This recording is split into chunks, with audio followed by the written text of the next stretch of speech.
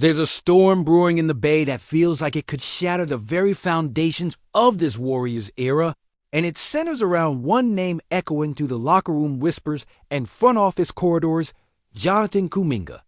Welcome back to Warriors News Fan Report, where raw truths collide with splash era passion. Smash that like button, subscribe, and ring the bell so your heart never misses a beat. Now listen, this isn't some minor hiccup in a quiet offseason. This is the biggest update yet, courtesy of Shams Charania, the world's top insider who just unleashed a bombshell on ESPN about the complicated chess match between Kuminga and the Warriors as the restricted free agency deadline looms.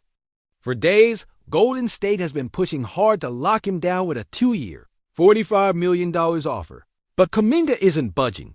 He's rejecting the deal, mainly because it includes a team option for the second year and demands he waive a built-in no-trade clause, a stark disagreement that has pulled the two sides farther apart than anyone imagined.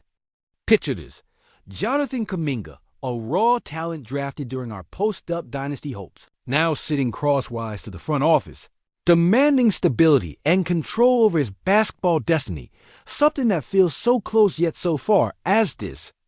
Impasse churns behind the seamless highlight reels of Steph Curry's shooting and Draymond Green's push-the-moment defensive brilliance. Kuminga's camp believes the Warriors have stunted his growth over 4 long seasons.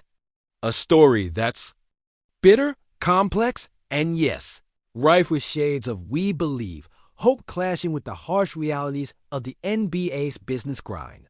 From his rookie year crowned with a championship ring to recent setbacks, including a frustrating injury that stalled his rhythm, Kuminga's journey has been anything but smooth. And now, with his style not meshing fluidly alongside our core, stars like Curry and the newly acquired Jimmy Butler, the franchise questions if this whirlwind young forward is truly the linchpin of their rotation or simply a player still searching for his splash-era moment to rise. It's a tale with no clear villain. Both Kuminga and Golden State appear to be playing hardball, with the Warriors wary of locking in huge money for uncertain upside, while Kuminga chases a security blanket that the front office just won't fully extend.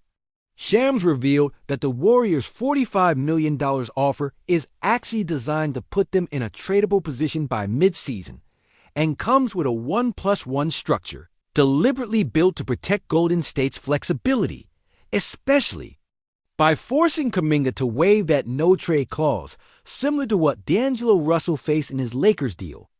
And of course, from the Warriors' perspective, why turn over control to a player whose market has shrunk with every off-court question and on-court inconsistent night, especially when finding a trade partner has been something of a nightmare? Yet, Kuminga cares less about the roughly $1.9 million difference in salary between this contract and others. His fight is about autonomy, about a no-trade clause that would allow him to call the shots on his future, or else risk being shipped to a destination he didn't choose. This stalemate exposes the raw nerve of a franchise trying to balance championship aspirations against the risk of investing too heavily in a young piece who's still a work in progress, a microcosm of the tension between the Warriors' thirst for immediate contending relevance and Kuminga's hunger to carve out his own splash-era destiny. Here's the kicker aside from the 2-year $45 million offer now on the table. Kuminga's camp has proposed a 3-year $82 million contract, a staggering figure far beyond what Golden State is willing to risk, highlighting just how deep the divide has become. Meanwhile, whispered echo chambers point toward two teams showing strong interest: the Phoenix Suns, fervently circling Kuminga, and the Sacramento Kings, albeit mired in their own chaos with players like Keegan Murray and Keon Ellis deemed untouchable yet. Both have dangled offers up to 4 years, $90 million, dwarfing what the Warriors are officially offering now.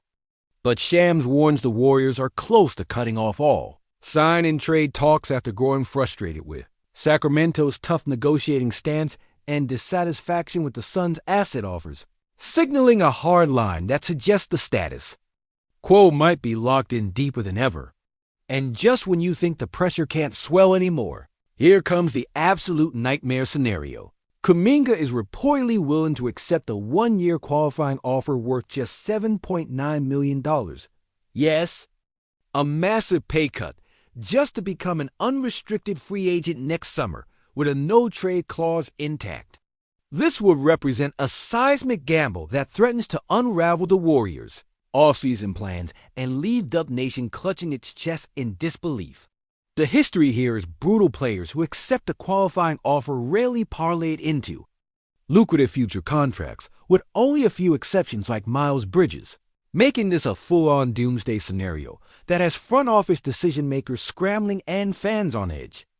With Kuminga set to compete in Afrobasket for Congo starting August 12th, the ticking clock becomes a cruel pulse in this saga. If a deal doesn't happen imminently, he'll effectively seal his fate by signing the qualifying offer before the irreversible October 1st deadline, potentially limping into training camp with strained trust and no clear direction.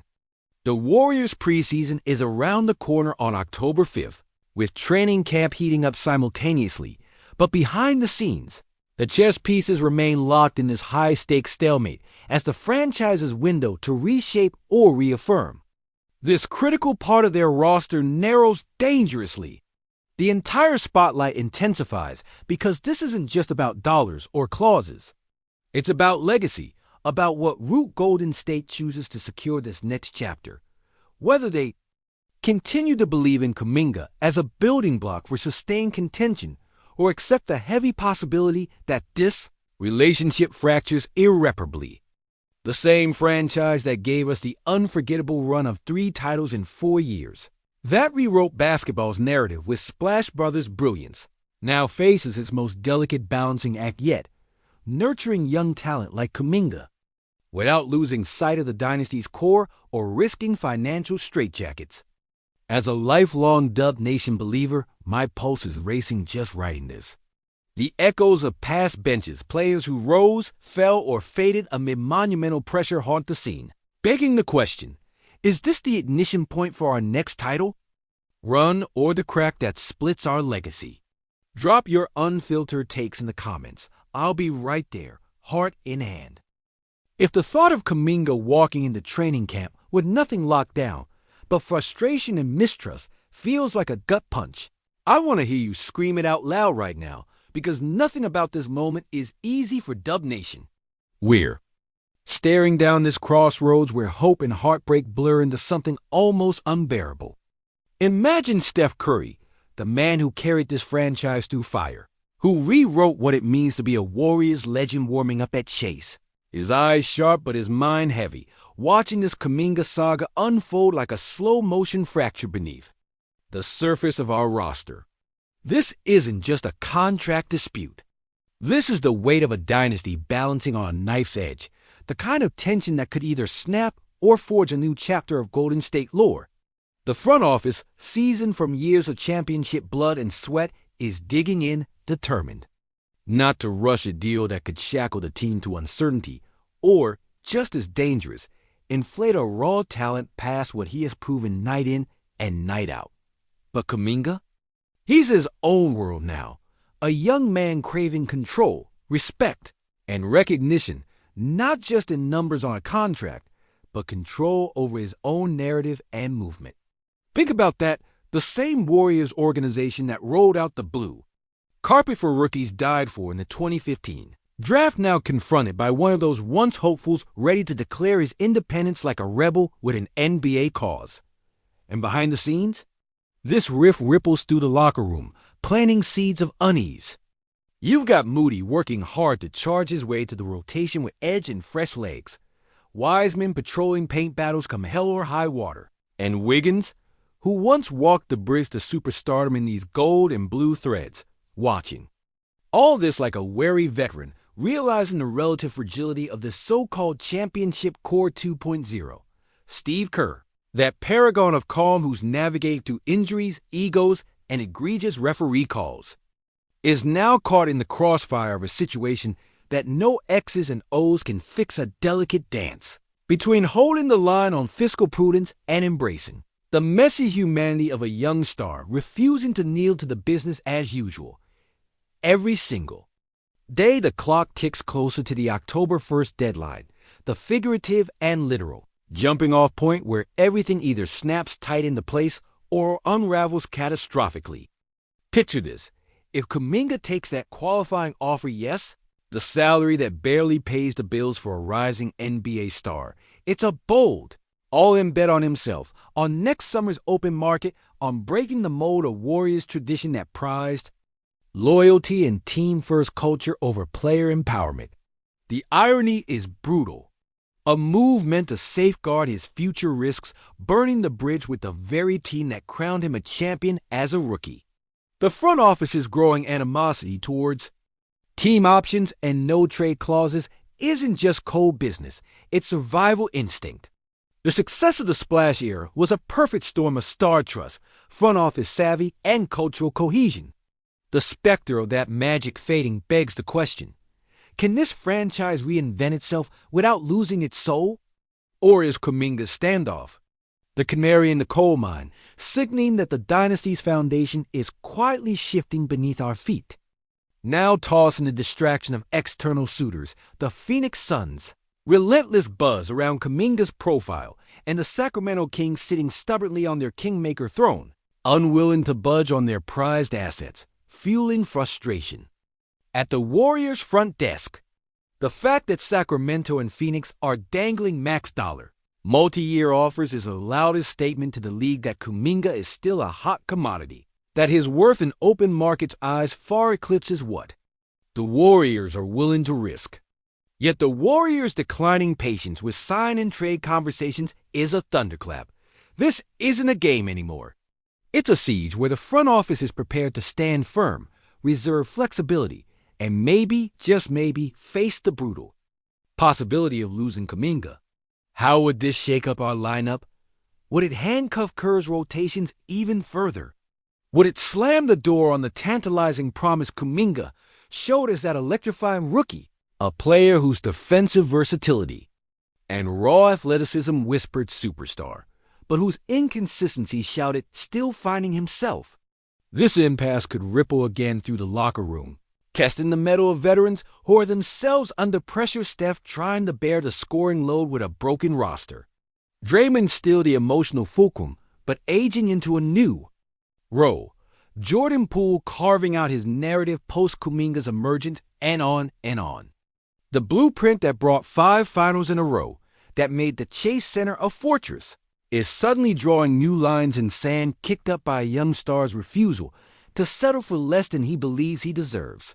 Hear me, this is no longer just about Kuminga.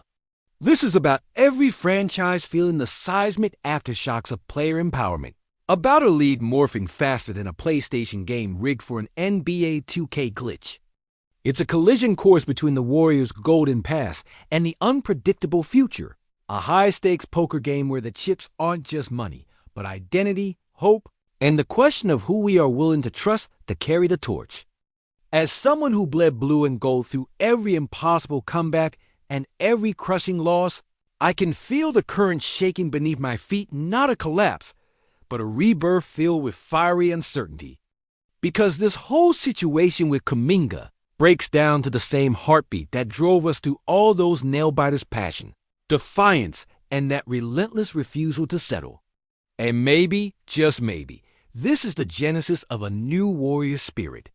A test of loyalty and vision that will either ignite our resurgence or carve deep cracks that take years to mend. Dub Nation, this is not the time to be silent or polite. This is the moment to pour every screaming, hopeful, frustrated, passionate ounce of your soul into the comments and the feeds. Tell me what you think, not the polished sound bites, but that raw, unfiltered roar burning inside you. Could Kuminga be the missing puzzle piece we just haven't learned to fit, right? Or is this the beginning of the end for our next generation hopes? How far would you go for a shot at another golden run? Hit me with your fiercest takes and your wildest scenarios. I'll be right here with you, ready to dive into every heated, heartbreaking, electrifying word. Because this isn't just Warriors basketball. This is the pulse of a fan base whose hearts beat as loud as the roar inside the Chase Center on a finals night. And through it all, one thing's for sure. Dub. Nation will never back down.